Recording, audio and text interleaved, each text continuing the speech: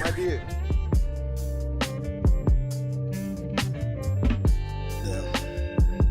What's going on, world? Jack of all spades CLT, back like an encore. I am the beloved one, DJ Spellman. To my left, the pride of Africa, Kenwa Bibi.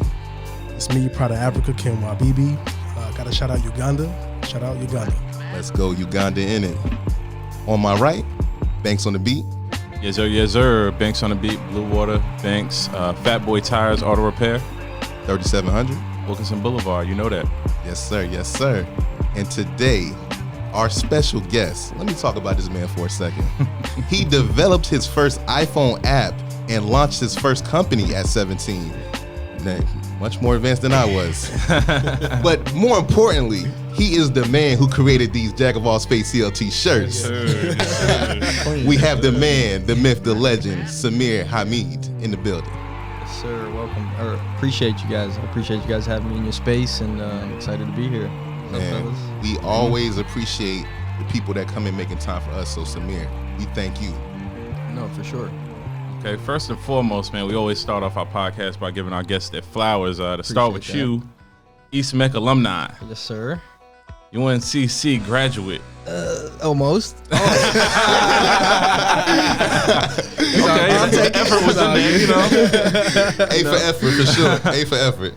Your husband, your father, founder of Family Matters and digital apparel printing. Yes, sir. Recently merged together with Family Matters, featuring creative loafing, and named fashion mogul by QC Nerve. Ooh, I appreciate that. Yeah. Can you talk about those accolades a little bit?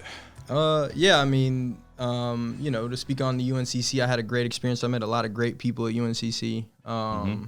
It got to the point where my business was taking me away from my school, and my mom had always told me, like, you're there to learn. Like, this isn't high school. You can't cheat your way through college. Like, you actually have to get the information. So if you're not learning, you're wasting your time. You know what I mean? And that was always my metric, was like, am I actually learning? And I realized that, like, I was, I had worked a full-time job selling cars with Hyundai one of my semesters, and like was making, $65,000 a year and got like a 1.7 GPA. So it was like, there was just, my priorities were always in work. And when I went for my sociology degree, finished 3 years, and have like a semester and a half to get my degree. But I just was focused on the business full time to a degree. Okay. Now, before you built Family Matters, you was at Social Status. It seemed like a lot of Charlotte creatives begin there. They actually start there. What makes you think how Social Status, what makes you think why do you think a lot of talented people come from Social Status, or why do you think they gravitate there? I mean, it's pretty simple. James Whitner, you get what I'm saying? Like, the founder of the Whitaker Group, who runs Social Status, and at the time it was called Flavor Factory. He had one location, he had 2 locations, and now he's got 21 doors. Like, right. You know what I mean? And he's, plans to go international. Like, he's, a beast, and I mean, like a freakish beast when it comes to like business. Like, you've never seen somebody bully an industry, you know what I mean, or like be a force in an industry with so much poise, you get what I'm saying, as that man has. And so to be in that environment of growth is something that people gravitate towards, especially the brands. And like, it was James told me, I've had some great lessons with him. He's a mentor to mine, to this day. We were just speaking the other day about some programs that he's working together with Charlotte. And I mean, he's hyper focused on what he wants to see out of the world, and that's something that draws people in. And then you got it's the dopest store. You get what I'm saying? They got the best shit. They're the only Nike. You know what I mean? Like, they're only people getting those exclusives that's like that. And people have all types of things to say about the politics of the sneaker game and the accessibility. Which, I mean, there's going to be arguments about that in every realm, in every industry. What he's built there is something that pulls people in. All the time. Like, people always know, even myself know, that if it was bad enough, I could go get a job. You get what I'm saying? Because there's somebody that I know that's always looking to eat, that is always willing to have somebody there that's looking to eat as well. So that's the core reason is him. All right, well, big up the Whitney group for sure. Yeah, Whitaker. Yes, sir. Oh, Whitaker, Lord have mercy. Yeah, no. All right, let's go. Family Matters is a local staple. Yes, sir. You have that iconic 704 shirt. Yes, sir. At one point, y'all were picked up by Karmaloop. Now, if you're not of a certain age, you don't know how big Karmaloop was. But first, talk about how big it was back in the day. Then, how were you able to bring Charlotte to national attention? I mean, the biggest thing that I realized was that it was just it really boiled down to access and just kind of like being preparation, because I couldn't look for opportunities until I was prepared for what I was looking for. So there was a sense of me being literally prepared in the moment that made the difference for the Karmaloop conversation. And how that happened was we were I was at a trade show in Vegas, which is the trade show circuit was something that I had got introduced to me, which just really blew my mind.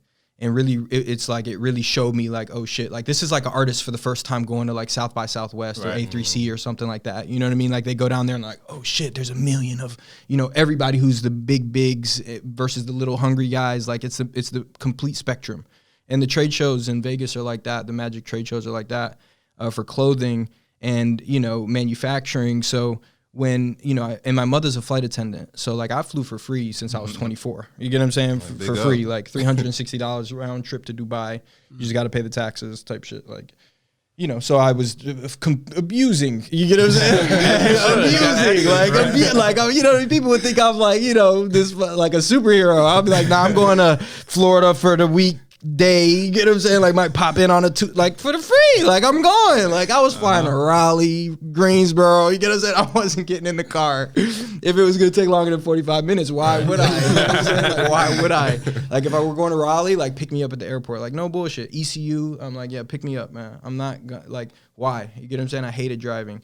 So it was free. Like I was going. So I was going to every trade show. You get what I'm saying? And like that's really where how I used to grow the brand. Like from to grow that credibility, it was like I would literally like sneaker con was like a kind of like a force that I would attach myself to. So I would go to different sneaker cons in different cities, set up, buy a little vendor booth, pack up a couple carry-ons with a couple check bags, fly out to San Francisco, fucking set up a booth, put the Family Matters shit out there and start to grow those those on the ground kind of relationships. And then even with the trade shows, like I go to New York, I would just fucking go downtown, sticker bomb. You get what I'm saying? The city, like, you know what I mean? Like pass out business cards on the street and just be like, yeah, this is my brand, and just meet people. And like, and then the next time I go to New York, I connect with those same people. I do the photo shoot with them. You get what I'm saying? I hire the musicians that handed me their CD on the street. You get what I'm saying? That I handed my business card. I, follow them on Instagram, go back to New York, hired a videographer from New York.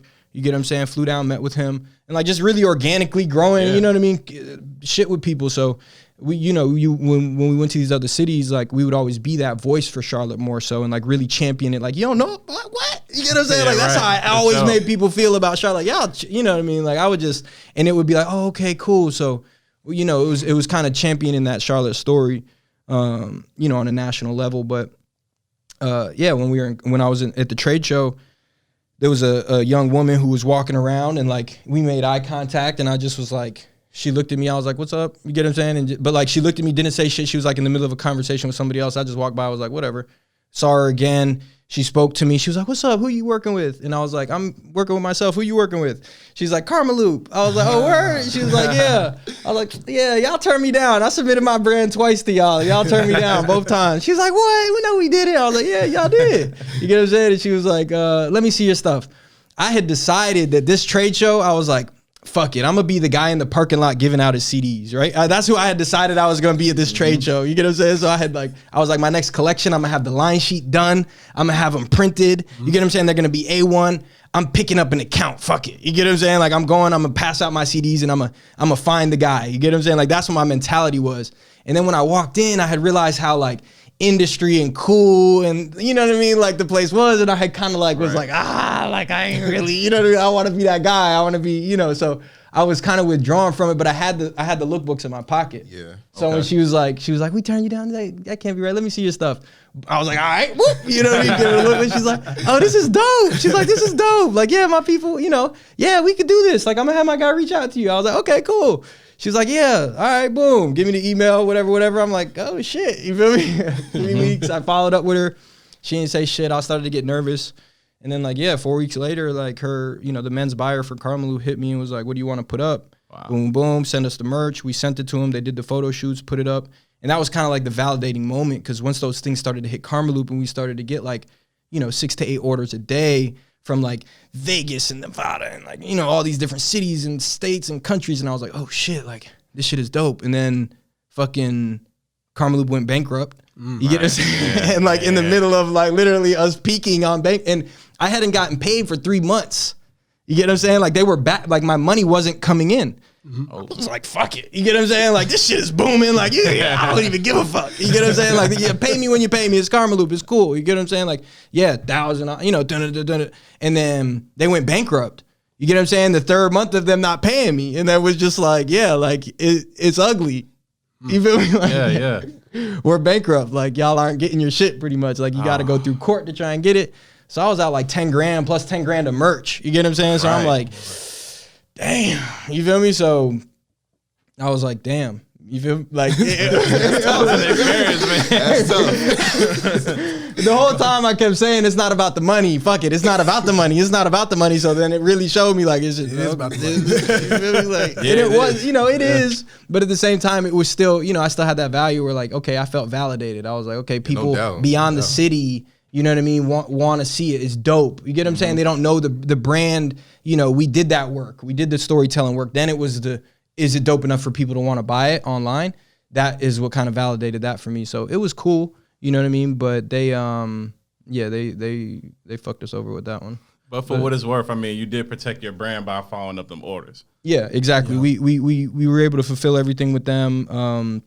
We tried to go through the court proceeding shit, but that shit was so, you know, they make that shit a lot of red tape. Impossible. You get what I'm saying? To like, and they would have, if I would have even went through it, they would have paid me like 10 cents to the dollar or some shit. So it was a good experience though. I learned a ton, like, and I was able to, like I said, create those connections, still have their contact information and stuff like that, and you know, still able to have that experience. So it's definitely you know, not a bad memory at all for me.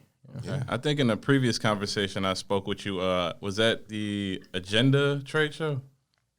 Yeah. Okay. Well, so Magic Week is the whole week of trade shows. Okay. Magic is the big clothing trade show. This is the Lacoste, the 7 Jeans, the Nike. Those are the ones that Magic. Those, if you're not it doesn't matter who you are, you have to pay $250 to even attend that unless you're like, you know, an exhibitor. And the reason that all these trade shows happen at once is because this is an international week. So all of the international people in the manufacturing industry are there, and there's 60 trade shows going on at once. Mm-hmm. So Vegas is completely booked out for this entire, 4-day, 5-day span, where it's like every hotel has something clothing related going on. And some hotels have multiple. So like there's like a men's trade show or menswear, which is like, suits, there's accessories, there's footwear, there's, kids, every segment of fashion is there, down to the factories, down to the it's pretty bananas. So Agenda and Liberty have a trade show. Liberty Fairs have a trade show that they kind of do in conjunction with each other, and then there's other ones that happen as well. Okay, and it's like training camp for the fashion world.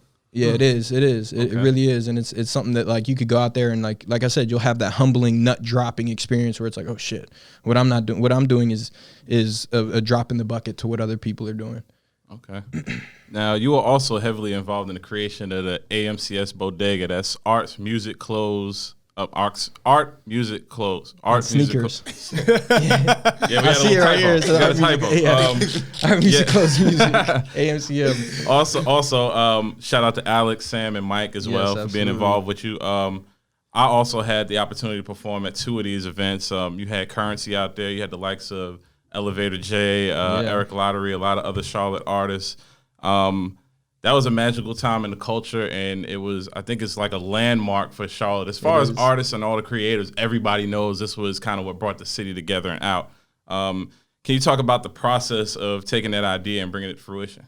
Yeah, man, that's like you said, it was a special time in the Charlotte culture, and I got to shout out Sam for really championing that and being kind of that glue to like me and Alex. Like me and Alex hadn't known each other beforehand. So Sam was kind of like, he introduced, we met at like a pizza shop, and like Sam kind of was like, yo, this is what I'm thinking.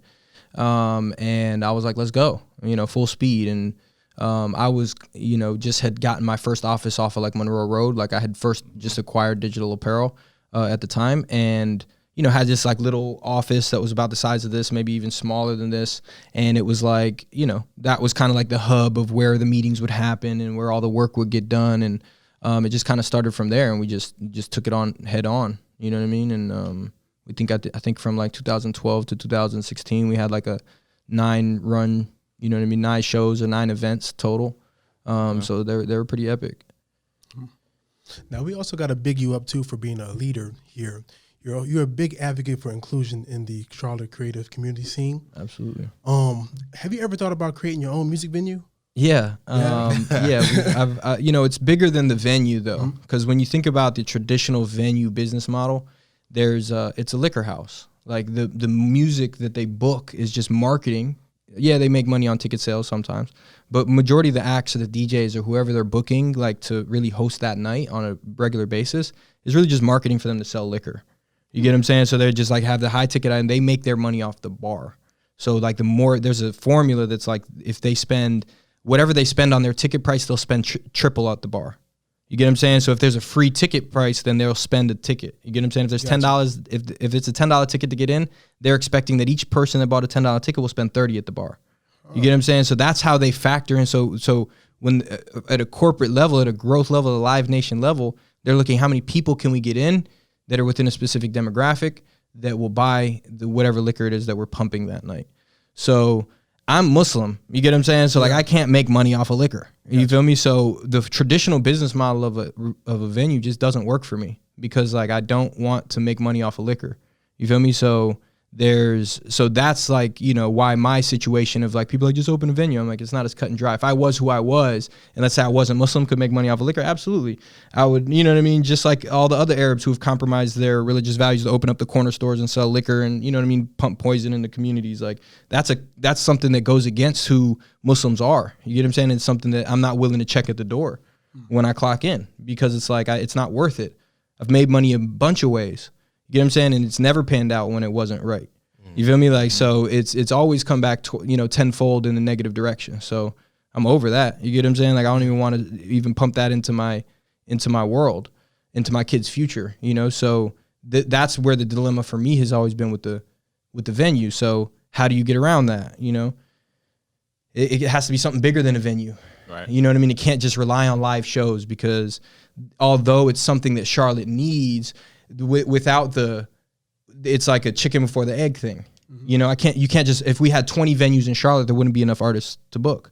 There would not necessarily just artists, ticket selling artists. You get what I'm saying? That could actually generate, like, this isn't Austin. Austin has 6th Street that's got, 50 venues back to back, and they've got enough artists to back it up and to fill them up. And they've got enough, local, like the South by Southwest alone can make enough business, I'm sure, to justify their existence year round. So it's a huge problem in Charlotte, but it's bigger than just like a venue, And so with me, it's more so about the entire ecosystem of artist existence in Charlotte, and the venue being a part of it and most likely a hub of it, but there being like a 9-to-5 kind of business that exists within that venue that allows artists a place to be and grow. It's not like a charity. It's not like a nonprofit. Like, it's a business model that makes sense, that, can help contribute to the environment. Because that is, there's a venue. I want to have a place of my own to do shows for sure, but it's got to be bigger than kind of what the traditional model is. Yeah. I never even knew that. That's like news to me. I never knew that actually that's the actual business model, is more so how to pump out sell the alcohol more so than the tickets itself. 'Cause I guess the ticket sales is going strictly to the artists. For the most part. And that's why these artists, that's why the game is fucked up. Live Nation will like as an independent booker, like Live Nation, let's say you're an artist, Live Nation will say, look, I'll give you 15%, I'll give you, 15% of your booking fee up front, just to let you know, and then I'll cover travel, and then I'll let you get 85% of the ticket sales. You get what I'm saying? On the back end. You get what I'm saying? So that way the venue, if you're a poppin' ass artist, you're YG, you get what I'm saying? You're like, oh shit, I know I could do $100 ticket in this market and these many people will come. Fuck it. You get what I'm saying? I'll take that little bit of upfront for that back end. I know it's coming with a corporate check. Live Nation is going, they're not going to bullshit. They'll mail it to my guy. Like simple as that. So there's no need for that local fucking promoter. You know what I mean? They like I said, Live Nation will take a 15% promotion fee, and that's it. And then 100% of the bar. Like, simple as that. And they do numbers. That's crazy. Now, you help over 20,000 people tell their stories through 250,000 garments. Yet you're still so willing to give other people game. So why is starting a T-shirt university so important to you? I mean, it's what it showed. I thought that building the business that people needed was enough. You get what I'm saying? Like building the place where people could come and get it was enough. That's not enough. You know what I mean? T-shirt University provides me the opportunity to create especially in a market that doesn't exist. Like the market that I'm capturing, which is 0 to 100 pieces. You get what I'm saying? Like customers who like have never gotten shirts printed before, to having shirts printed before, to needing a reliable partner that they could go to over time that, can, be a place of trust and accountability for their garments, is something that I set on creating. And through Family Matters, I'm still creating that. Like still, like we print, we mess up. You get what I'm saying? Like I've messed up. Like I'm sure if you didn't know who I was, you wouldn't be my customer anymore. You get what I'm saying? To a degree. You get what I'm saying? Like because we've messed up that many times, like on those Fat Boy Tire shirts. You know what I'm saying? And hoodies. And so as an organization, I literally stand up in every day being an organization that will take on the jobs that are difficult and fulfill on them and, kind of stand in quote unquote harm's way of like stuff that other companies couldn't take. You can't go to a company and say, hey, let me get a couple shirts by next week, or let me get a couple shirts tomorrow, or can I get can I try this design out, or can we do this? Like those types of conversations just can't be had with most printing companies because they want people who know what they're getting. You get what I'm saying? So the effort of T-shirt University is to kind of like, because I realized like, damn, this market really isn't ready to spend the money. This market really is a big ass headache. So how can I help with the market to make it, something that's less treacherous for us to exist in, is to provide the education around what we do and how organizations can best use our services, to excel. Because like my goal is to get brands from 0 to 100 shirts a month. You get what I'm saying? And be able to have them do that practically, because everybody's got a story to tell. So my same commitment that I've got like to the music industry, like, yeah, that's, something that's almost a passion project of mine. But at the same time, the garments is where my expertise truly, truly is in the brand development. So, that's kind of where we're at with that. Okay. Well, shit, I want to give my appreciation for doing them T-shirts in the first place. You spoke about. You know what? In business, there's going to be mistakes that you're going to make. Like, you're going to run over a bump or two every now and then. But I think for the most part, even on my end, when I hold myself accountable, I see other customers respect that. You want to be able to know you can come back to somebody and they're going to make up for it, or everything's going to be to what you need. So, yeah, that's why I really fuck with you. So I appreciate that. And we, I'm not bullshitting. We stand up in it. You know what I mean? We make the mistake. We more than we should. 12% of orders, like a massive expense for me. $46,000, I think $46,800 I spent last year on reprints of shit that we fucked up. Wow. Like, you know what I mean? I know. You get what I'm saying? So like when people tell me like, bro, now Samir, you done fucked up my shit again. I'm like, bro, I know. Trust me. You get what I'm saying? I know. You get what I'm saying? I know we have been fucking up. You get what I'm saying? Like I know. And that's something that, it doesn't sit right with me. You feel me? Like even today, like the conversation while I was late, I was on you know, going 30 minutes over my sales consultant call where we're like restructuring our commission. Cause I'm like, bro, fuck this. I'm not going to keep paying people. I remember when I was, you know, and I'm not trying to hold, you know, I had to go through what I had to go through, but like, I remember paying my boy $140 a week cause that's all I could afford. You get what I'm saying? For 40, 50, 60 hours. You get what I'm saying? Like, for real, blood's like tear, you know, in there. And now I got people wasting my time on the clock. I'm spending $4,600 a week on payroll, bro. 12 employees. Like, I'm like, bruh, are y'all fucking... Hey, tighten up. That shit gets me heated, bro. I turn into the Hulk on Thursdays. I swear to God. They don't want to be around me, bro. Because I'll be like, because then every day I'm like...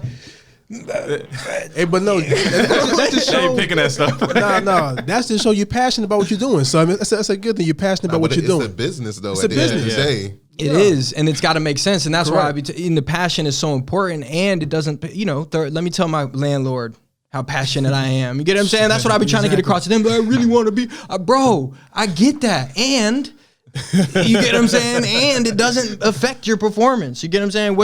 What you feel about shit and what you perform in is two different things. And what my coach has put me on was that, like, okay, the performance is like the gas in the car. Okay, your feelings are about as irrelevant as whether or not you feel like going to work in the morning. But if you get in the car and you press the gas, you will go. That's performance.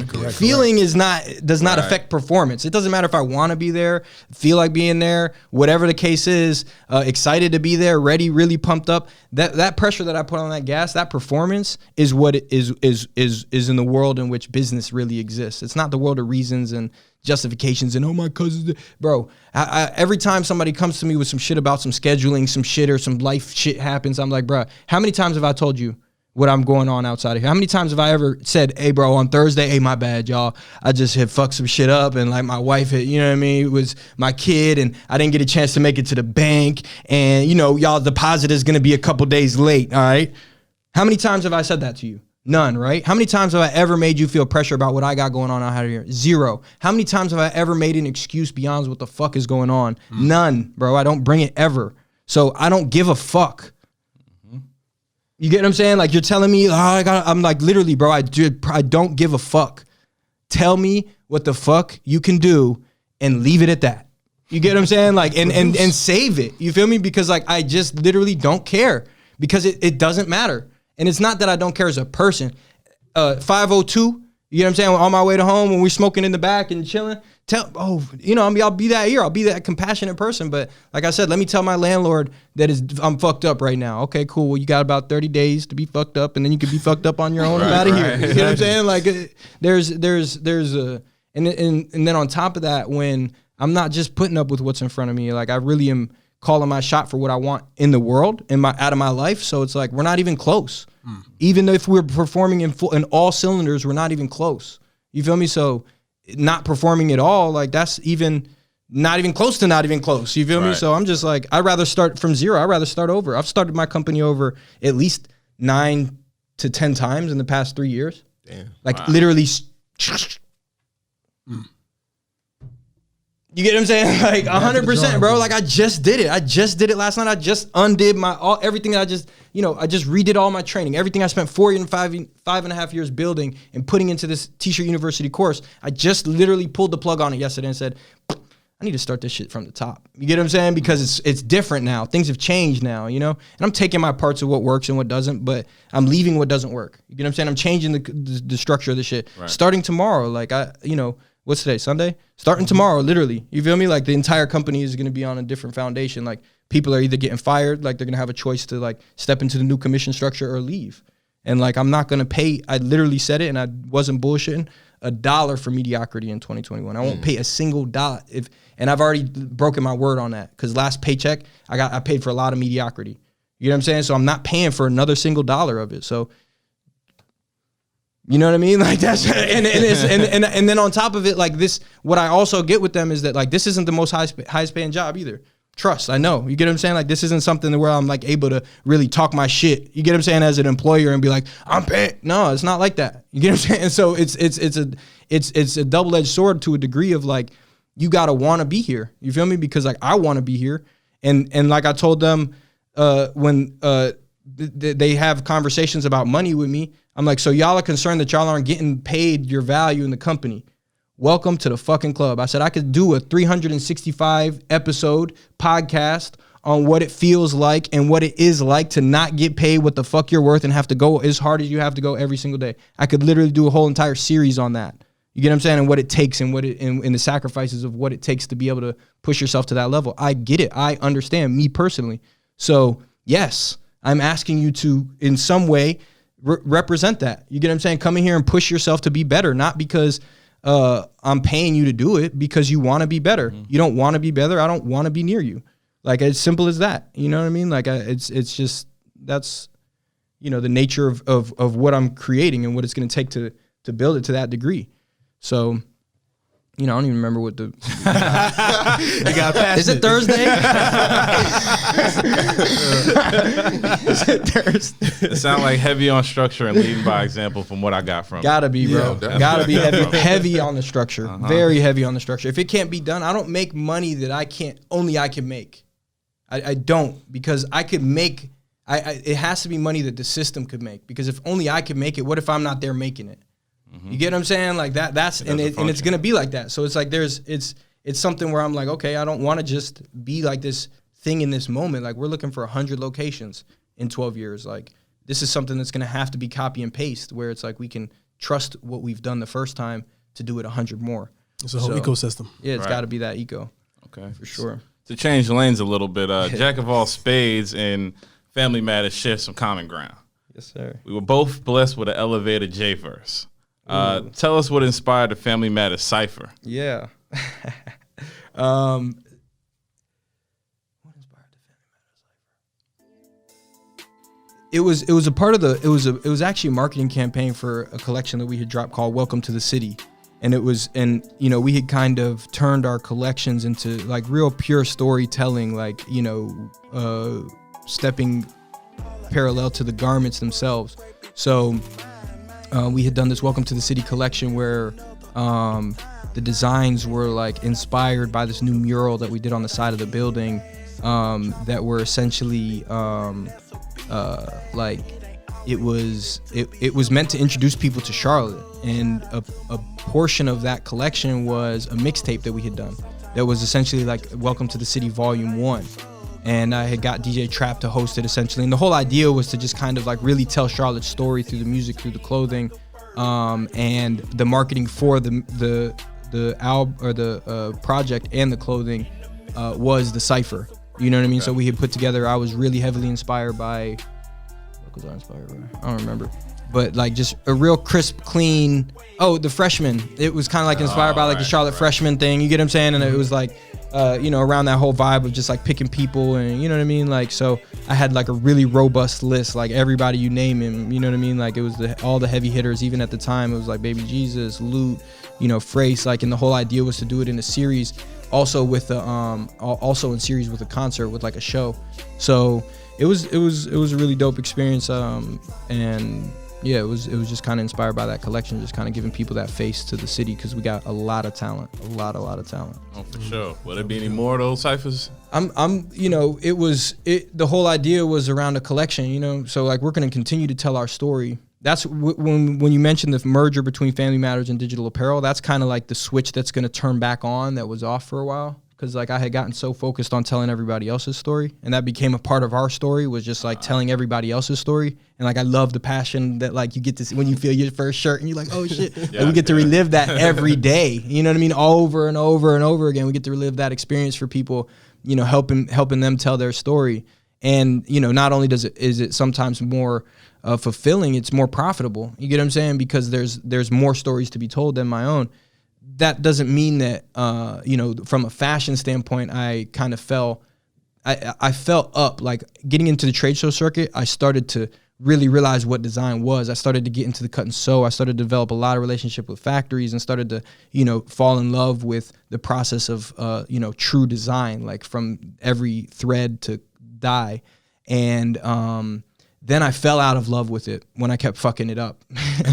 And I couldn't translate it into the business. And it was like really, really difficult to work in that bulk game, you get what I'm saying, with the factories overseas and, you know, bring stuff to life. Like, it was really difficult. It was expensive. I made a lot of mistakes, and I didn't like designing. Like, I had gotten away from storytelling because I was so into like the specifics of the everything that I wasn't in the storytelling. Wasn't a part of the package anymore. It was just these dope ass garments that were kind of sometimes going over people's heads. They're like, oh, it's cool, but that was only 50% why people fucked with us. They fucked with us because of the story.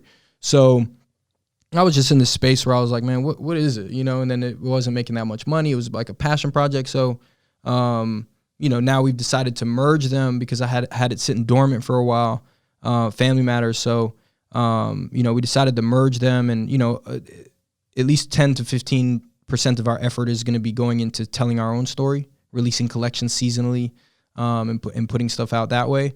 And then, you know, the rest of it will be spent on helping others tell their story.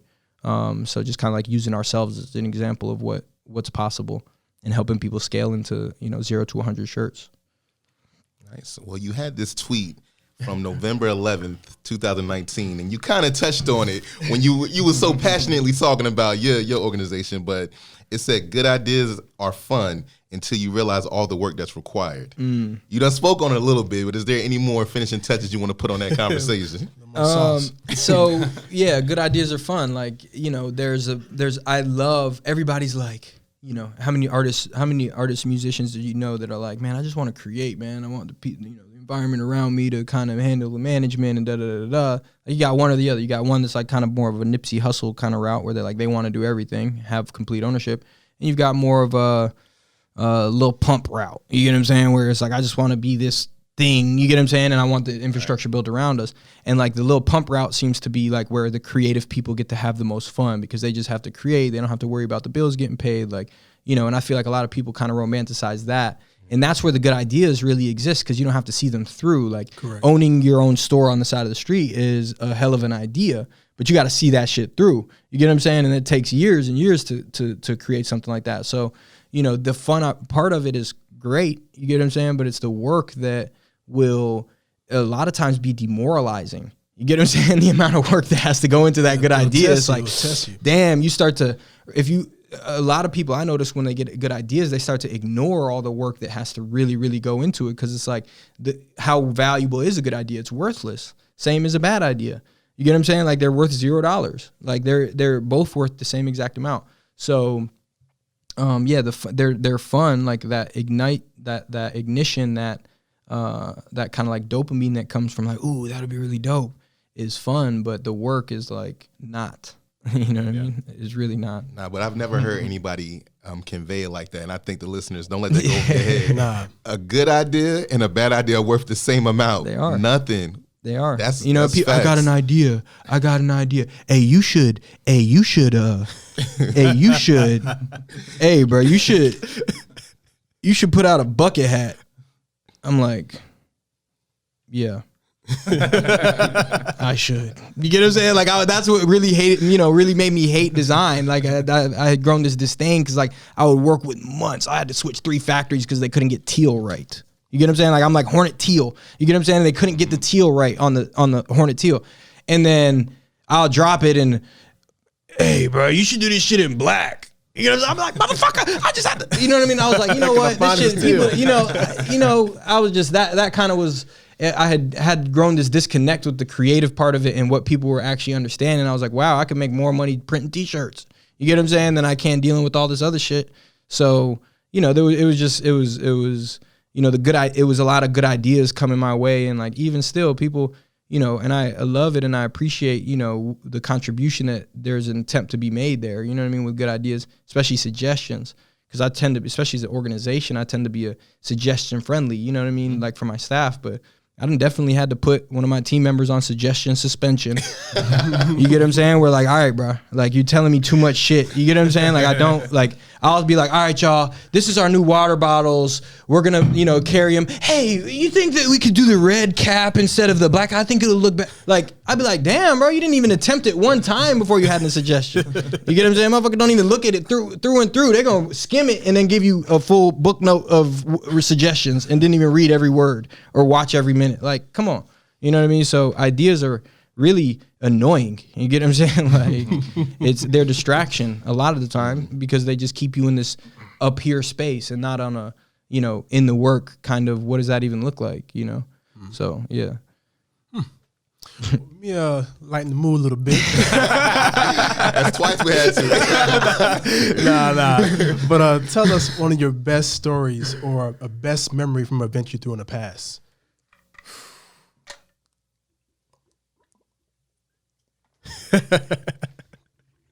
A best memory? From an event you threw in the past. I think that the best memory would probably be that first bodega. You get what I'm saying? Like when, and there's this like moment where like Lute steps on the stage after the show was over. He's like, "This is legendary for the city." Like, I don't. And I didn't realize it really until that moment how dope it was, how legendary it was what we had kind of just done. And it really set the tone, kind of how I said Snapchat had created this trend, but didn't create the platform to be the champions of it. We had kind of done the same thing with the bodega. Like we had created this theme of how to do shows that, to the point where any show that got done at the Chop Shop for the past 3 months after that, people thought was my show. People would hit me up about shit that was happening at the Chop Shop. Oh, you doing that show? Like they thought the venue was like ours type. You get what I'm saying? And it would be like that for damn near every venue. I mean, it kind of was. Yeah, it was to a degree. You get what I'm saying? Rest in peace to the Chop yeah, Shop. facts. But like Mike and Sam would have a really, and Alex too, would really have a good eye for, you know what I mean? Like the spaces that we could kind of go in. And I would almost, you know, be like that Trojan horse, like that white face. You get what I'm saying? That would go in and just kind of like make it, you know, because it was always a white owner we're dealing with. And, you know, we had to make the bodega kind of a portion as to why the bodega was, we had to kind of gear it towards multi-genre, but it was always a hip hop show, but we had to always kind of pitch it as multi-genre for that reason. You get what I'm saying? Because rap shows or hip hop shows and at the white owned venues aren't really, you know, there's always an issue. So, my favorite moment was that first bodega and just kind of really sitting in that moment of like, wow, we got artists from each side of town, you know what I mean, to come and do one big ass show together that like packed out a venue with all local acts. And it was, you know, it was a hell of a time. So, yeah. All right, Samir, we have reached the most popular segment of Jack of All Spades CLT. We call it Top 5 Dead or Alive. Shout out Jada Kiss. Right. So, Samir, you know, you talked about branding as storytelling. Yeah. So what are the top 5 ways branding can be used to tell that story? Well, when I say branding, I mean storytelling. You get what I'm saying? So like brand equals story to me.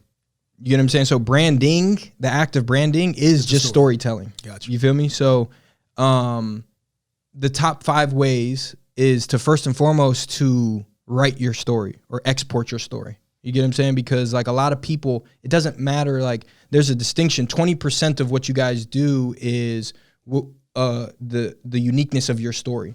The other 80% of it is there's some sort of business model or foundational structure that's kind of driving your business or organization forward. So what makes you and the other podcasts different, unless you have some unique business model, is 20% different. You get what I'm saying? There's 80% similarity between me and like the other clothing brands. You get what I'm saying? And there's 20% difference when it comes to the brand side of things.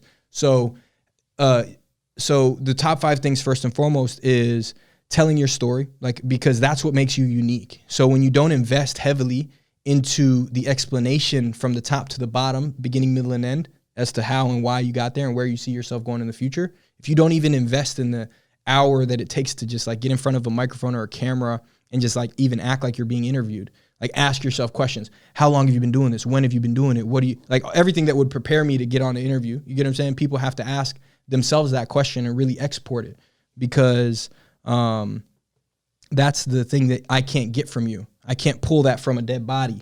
You get what I'm saying? But if you've written it, then I can reference it. You know, so there's so that's the first thing, is like to really export your story, beginning, middle, end, and future, and look at it like that. The second thing would be to the top 5 ways that branding. What's the question again? Yeah, just how can branding be used as storytelling? Got you. So it's kind of like the action. Branding is the action that goes into it. So it's going to be what your story is the first way. Second, how you're going to tell it. Like, am I going to do it on a podcast? Am I going to do it on t-shirts? Am I going to do it in music? Because storytelling is all of those things. You get what I'm saying? You guys are here telling your story. This is no different than a t-shirt. Same thing as a musician. Like, they're just telling their story. Same thing as a t-shirt. So, you know, we're figuring out how, like, the medium in which you're going to tell your story. And then the third thing would be to measurable actions to branding. You get what I'm saying? Like, it's not some thing that's like this ghost in the wild. Like, you can literally put measures to, like, the amount of conversations, the amount of times you're telling your story, for create a revenue that's attached to it, because branding sounds good, but what's, you know, you've got like a trucking company like Billy Bob's Trucking, you get what I'm saying, that makes $200 million a year or whatever, you get what I'm saying, selling their trucks, doesn't care about their brand impact on the world. You get what I'm saying? They're a business. They're making $200 million. They don't give a fuck if it just says the words. They don't care how cool it is. They didn't get new uniforms in the past, 15 years. Like, they don't care.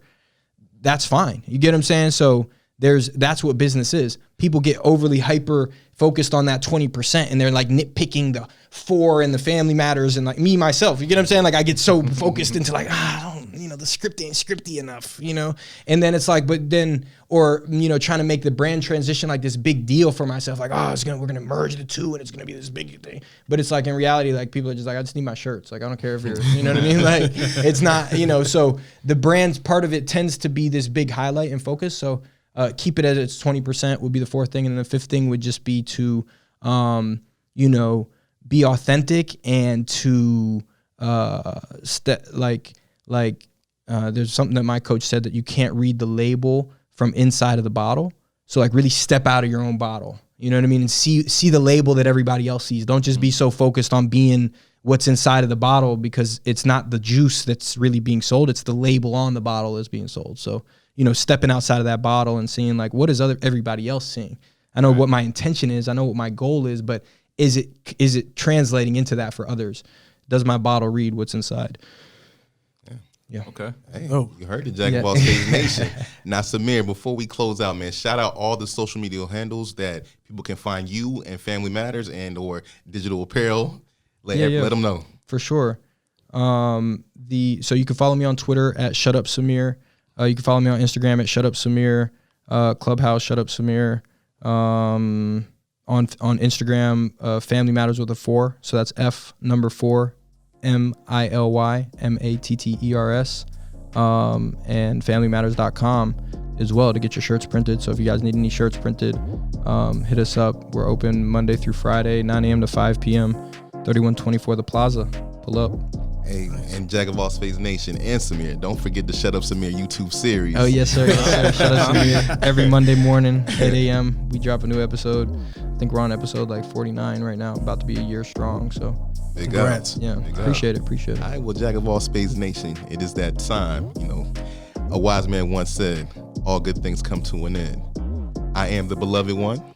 This is Proud of Africa. Shout out Uganda. Banks, Blue Water Banks, Fat Boy Tires. And you've heard it first here from Shut Up Samir. Yes, sir. Family Matters official. Yes, sir. All right, good people. Oh, my goodness. Could never forget Jay Marlowe behind the scenes. Jay Marlowe. Making us look good in the post-production. Shoot. But, rest in peace, Malik Taylor, a.k.a. Fife Dog. Tell your mother, tell your father, send a telegram, and we out.